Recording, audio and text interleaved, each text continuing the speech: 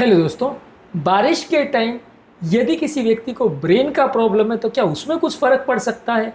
ज़्यादातर लोग कहेंगे नहीं, बारिश का ब्रेन पर क्या फ़र्क पड़ेगा। ज़्यादातर बारिश का रेस्पिरेटरी सिस्टम पर फ़र्क पड़ सकता है, थोड़ा बहुत हमारे खाने पीने में फ़र्क पड़ सकता है। लेकिन क्या कुछ ऐसे फैक्टर्स हैं जो हमारे ब्रेन की बीमारियों पर या ब्रेन से रिलेटेड इश्यूज़ पर या साइकेट्रिक इश्यूज़ पर कुछ इफेक्ट कर सकते हैं? आज इसको डिस्कस करेंगे। ये एक अनयूजुअल टॉपिक है। ज़्यादातर इवेंट आप डॉक्टर से भी पूछोगे तो आपको एक वेग सा जवाब मिलेगा, एक क्लियर कट जवाब नहीं मिलेगा, क्योंकि इस बारे में ज़्यादा कभी कोई डिस्कशन नहीं होती है। लेकिन बारिश कई तरह से हमारे ब्रेन के प्रॉब्लम्स को भी बढ़ा सकता है और उससे रिलेटेड इश्यूज़ क्रिएट कर सकता है। आज उन एस्पेक्ट्स और इश्यूज़ पर बात करेंगे। टॉपिक पर जाने से पहले जो लोग हमारे चैनल पर नए हैं उन्हें रिक्वेस्ट करूँगा कि चैनल को सब्सक्राइब करें, वीडियोज़ को लाइक करें, शेयर करें, फॉलो करें, कमेंट करें, पूरा देखें। टॉपिक के साथ साथ ही हम डिस्कस करते चलेंगे कि कौन कौन सी प्रॉब्लम्स होती है और किस तरह से हमारे ब्रेन को अफेक्ट करती हैं, और ओवरऑल थोड़ा प्रिवेंटिव स्टेप्स पर भी बात करेंगे टॉपिक के एंड में। इसलिए वीडियो को एंड तक देखिएगा। तो बिना समय बिगाड़े चलिए शुरू करते हैं इंपॉर्टेंट वीडियो।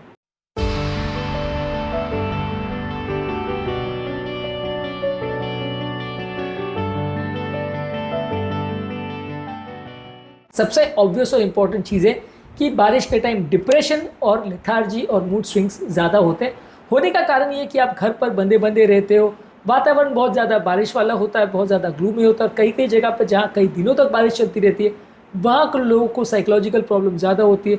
लोग अपने फ्रेंड्स, फैमिली, रिलेटिव से मिल नहीं पाते, इस ना सोशल लाइफ मेंटेन नहीं कर पाते इस वजह से, और साइकेट्रिक प्रॉब्लम्स बढ़ती है। कई बार धूप का एक्सपोजर नहीं होता है तो उसकी वजह से भी साइकोलॉजिकल प्रॉब्लम्स होती है।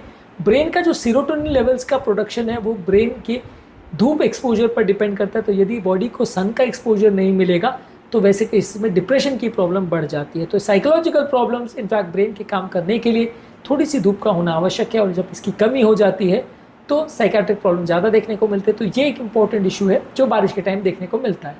इसके अलावा बारिश के टाइम अलग अलग तरह के बॉडी में इन्फेक्शन होते हैं। खराब तरह का खाना और खराब तरह का पानी बहुत सारे इन्फेक्शन लेके आता है। कुछ इसमें ब्रेन को भी अफेक्ट कर सकते हैं। कुछ ऑर्गेनिजम्स और पैरासाइट्स और वर्म्स बारिश के टाइम ज़्यादा देखने को मिलते हैं, ये भी हमारे ब्रेन को अफेक्ट कर सकते हैं। इनकी वजह से हेडेक होना, फीवर होना और कई बार मेमोरी रिलेटेड इश्यूज होने का चांस भी होता है, खासकर ये जब इन्फेक्शन पूरे शरीर में फैल जाता है तब। इस तरह के केसेस का कारण स्टैग्नेंट या जमा हुआ पानी और उससे रिलेटेड इन्फेक्शन होते हैं। बारिश में कई बार जो मच्छर मस्कीटो रहते हैं वो आपको मलेरिया करते हैं, और कुछ टाइप के मलेरिया ब्रेन को अफेक्ट कर सकते हैं, जिसे फैल्सीपैरम मलेरिया बोलते हैं। ये आपके ब्रेन को डायरेक्टली इफेक्ट करता है, उसमें जान भी जा सकती है। ये भी एक इंपॉर्टेंट इशू है जो बारिश के टाइम ज़्यादा देखने को मिलता है। मच्छर ज़्यादा देखने को मिलते हैं। ज़्यादा ह्यूमिडिटी वातावरण में फंगस भी पैदा करता है, ज़्यादा बैक्टीरिया भी पैदा करता है, और ये फंगस और बैक्टीरिया अलग अलग तरह के इन्फेक्शंस कर सकते हैं। कभी कभार ब्रेन को भी इफेक्ट कर सकते हैं, जिसमें डेंजरस ब्रेन फीवर हो सकता है, जान का खतरा भी हो सकता है।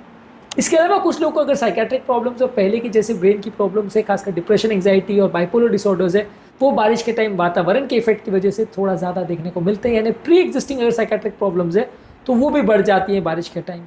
इसके अलावा लोगों को मसल पेन या जॉइंट पेन ज़्यादा देखने को मिलता है। वातावरण में मौजूद ह्यूमिडिटी की वजह से जोड़ों में स्वेलिंग होना, दर्द होना, ये ज़्यादा देखने को मिलता है, और इससे भी हमारा डिस्कम्फर्ट और स्ट्रेस बढ़ जाता है। ये स्ट्रेस हार्मोन्स हमारे साइकेट्रिक प्रॉब्लम्स को भी बढ़ाते हैं, तो इसलिए इनडायरेक्टली ये मसल पेन हमारे न्यूरोलॉजिकल कंडीशन को भी इफेक्ट करते हैं। ब्रेन में भी कई बार थोड़ा इन्फ्लेमेशन ज़्यादा देखने को मिलता है। बारिश के टाइम हमारा हाइड्रेशन कॉम्प्रोमाइज़ हो जाता है। अब लोग बोलेंगे जब वातावरण में इतना पानी है तो हाइड्रेशन कैसे कॉम्प्रोमाइज़ होगा। बारिश के टाइम अक्सर आप पानी कम पीते हैं क्योंकि आपका मुंह नहीं सूखता, वातावरण में इतनी ह्यूमिडिटी होती है, और ज़्यादातर हमारा थर्स्ट का मैकेनिज्म जो है वो हमारे मुंह सूखने पर डिपेंडेंट रहता है। मुंह नहीं सूखता तो आपको प्यास कम लगती है, तो आप पानी कम पीते हो, इससे इफेक्टिव डिहाइड्रेशन होता है। इससे ब्लड की क्लॉटिंग टेंडेंसी बढ़ जाती है और लकवों का चांस थोड़ा बढ़ सकता है। इसके अलावा बारिश के टाइम जो है खाने पीने में वेरिएशंस की वजह से और पानी में वेरिएशन की वजह से ब्रेन के इलेक्ट्रोलाइट्स का इम्बैलेंस होने लगता है। बॉडी में जो शरीर का नमक है उसमें वेरिएशन होता है। कई बार आपका जो यूरिन का कंटेंट है वो चेंज होता है, जिसकी वजह से इलेक्ट्रोलाइट वेरिएशन होता है। इसकी वजह से चिड़चिड़ापन, कन्फ्यूजन और बहुत ज़्यादा सुस्ती हो सकती है इलेक्ट्रोलाइट इम्बैलेंस की वजह से। तो ये भी एक इंपॉर्टेंट तरीका है जिसमें बारिश में आपको प्रॉब्लम होती है। इसके अलावा बारिश के टाइम होते हैं बहुत सारे तरह के रेस्पिरेटरी प्रॉब्लम, जैसे एस्थमा और क्रॉनिक ब्रोंकाइटिस, और ये जब बढ़ जाते हैं तो कई बार इनमें कार्बन डाइऑक्साइड यानी खराब हवा बढ़ जाती है, जो कि ब्रेन को अफेक्ट कर सकती है। और ये एस्थमा और क्रॉनिक ब्रोंकाइटिस की प्रॉब्लम आपकी साइकेट्रिक प्रॉब्लम्स को भी बढ़ा सकती है।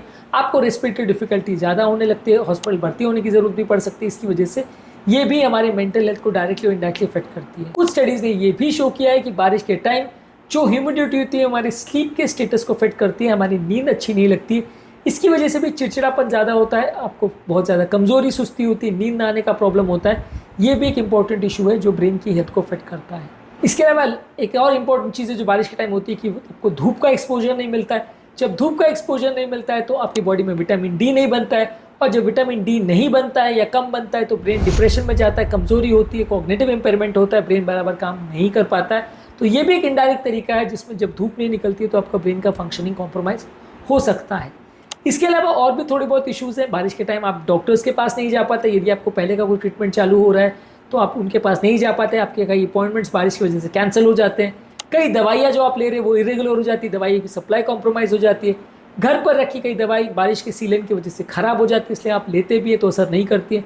तो बाकी शरीर की बीमारियों की तरह से ये ब्रेन की बीमारी में भी इंपॉर्टेंट इफेक्ट होता है, और दवाइयों की कमी की वजह से आपकी pre existing brain related problem suddenly बिगड़ सकती है। इस तरह के प्रॉब्लम से निपटने के लिए क्या कर सकते हैं?